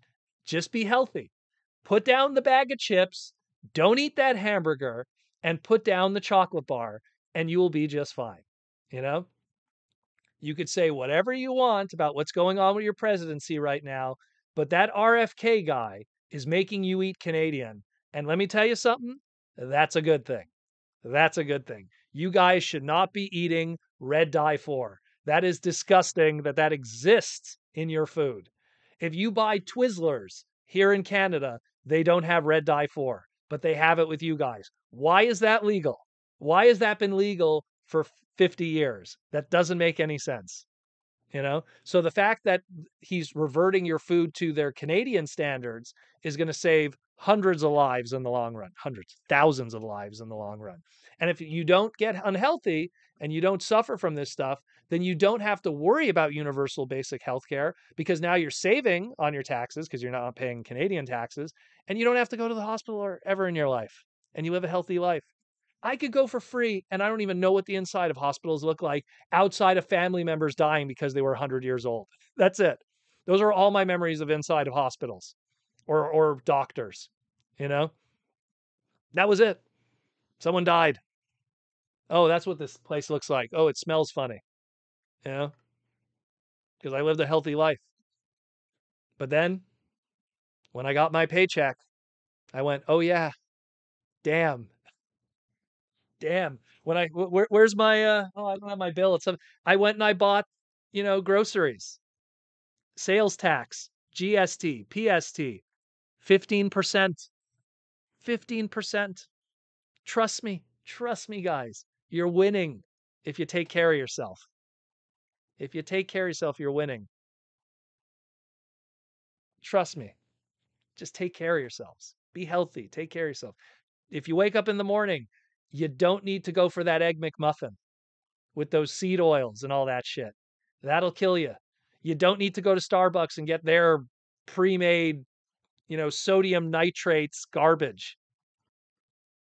Yeah, we have a tax on prepared foods. So if you buy, let me give you an example, a steak, right? If they put, pepper on the rim of it, it's considered a prepared food. Now you got to pay for it. A bag of chips, prepared food. The only stuff that doesn't have taxes is stuff that's not prepared foods, like apples or whatever, stuff that hasn't been fudged with, fruits, vegetables. But that's few and far between, you know. But yeah, welcome to Canada. Oh, but you want universal basic health care? Sure, no problem. Oh, you live healthy and you don't ever get to use it? Speaking of healthy, what's for dinner? I kind of spoiled it. I bought steak. Steak, what do you call it? Sweet potato, yams, however you want to pronounce. I call them sweet potatoes. Steak, sweet potatoes, and bok choy. So you got a good red meat, good clean red meat, farm grade. It's a round eye. Nice and red, delicious. You always have to have a good red meat once in a while. Not all the time, but once in a while, you got to have that good, clean protein. Sweet potatoes are amazing. I just cut them up, boil them, very simple. And bok choy, it's a Chinese broccoli. And then I bought today too, but I didn't use it. I bought some organic broccoli frozen, which I'm going to use for other stuff for steaming. It's so easy to eat healthy if you just kind of change your palate to get used to that. Look, you know, Wendy's hamburger is amazing. I'm with you there. I'm with you, but it'll fucking kill you. You know what I mean? The amount of sodium and stuff that's in there, forget about it. You know. But I love a good sweet potato. And what's good about a good sweet, you make it the night before, which is what we do, and then you could then put it in a Pyrex glass, not plastic, Pyrex. Keep it for the next night. Then you could reheat it. You know, good stuff. Good stuff. We also bought, what else did we buy that we were going to make? Oh, she wants to make tonkatsu, which is like a Korean kind of cut. So she bought a pork loaf, like an actual pork loaf, like raw, and she's going to cut it up and then she's going to bread it and then do something with what do you call it? Uh, virgin olive oil. She does like a low virgin olive oil cold press, kind of like it's like a frying, but with virgin olive oil, which is like way healthier. And then she uses like an Italian breading. I'll take a picture of it. I'll try to remember and I'll show you guys next week. She's doing her crazy like Asian stuff that she does every Sunday. Uh, she has on her Facebook, she always posts all the food that she makes. She's obsessed with that stuff, so she's a really good cook. That's why I'm with her. With her for the food. That's why I'm with her for the food. That's the secret. Go for the food. Um, Sarah, it's scary when when you made the math, so you don't think about that. Of course. Well, I'm a numbers guy and a money's guy. So that's always how it is. Oh, we're done. What time? Oh, geez, we're already over the 2 hour mark. This always happens. We always talk too much. Tom Laney, thanks, bro, for an awesome stream again. Everyone, good rest of the weekend. Aaron's got it done too. Everyone's leaving. There we go. Have a good weekend. Oh yeah, Aaron's going back to Ohio. The trip to Ohio. We're going to see an interesting background during one of the live streams, I guess. Did you do one? You didn't do a live stream yesterday, did you? I didn't see one. Mm. But yeah, all right, guys. Again, thank you for all the love and support. Thank you for another live stream. Always love talking to you dudes. A little bit of Transformers, a little bit of food, a little bit of taking care of yourself. That's how I look, guys. I'm 40. You know what I mean? I'm 40. Ab shot. Oh yeah. That'll get me demonetized. I'm 40 years old. I take care of myself. You know what I mean? I try to take care of myself. You know, it's something where like I'm 42 now soon, but it's like, I take care of myself and then just eat well, eat healthy, move around, move around, do some exercise, and you'll live a long, healthy life to enjoy all this cool stuff forever. I sit around and play video games as much as the next guy, but I also go for a walk. I also eat healthy. I also move around. I do sit-ups. Yeah. But yeah, take care of yourselves. There's your OnlyFans shot. Yeah, that should be the thumbnail. I remember once I was changing out of a TFCon staff shirt once, and people were like, "Holy crap, how old are you?" I'm like, "I'm 41." And they're like, "Oh shit, you take good care of yourself." Well, yeah, you gotta, in this world. And you guys take care of yourselves. I love you guys. You're all amazing. You know, you're all such a cool crew of people. I think we got, was it one more week until one more live stream until TFCon? I have to do the math here. One sec. No, okay, we got 2 more weeks so we got 2 more live streams until TFCon. I don't know if we'll be doing a live stream from TFCon LA. It's so busy on the weekends there. I'm too busy hanging out with people. The last thing I'm going to do is crack open a laptop and start live streaming. So I'm just going to be chilling with you guys over that weekend. And that's what we should do. We should all just hang out and chill and just do that, you know. I'm out of here. Take care, guys. Take care of your loved ones, your friends, your family. The world is not as crappy a place as you think it is. All the people that are depressed and sad and everything, those are their own life choices and stuff like that. Because trust me, the world we live in is greater than it's ever been. And the tools that we have to find that happiness are at our fingertips. Take care of yourself. I'm out of here. And as always, thanks for all the super chats, all the love and support. Patreon, if you want to join me on Discord and all the sales and stuff. Take care. Roll out.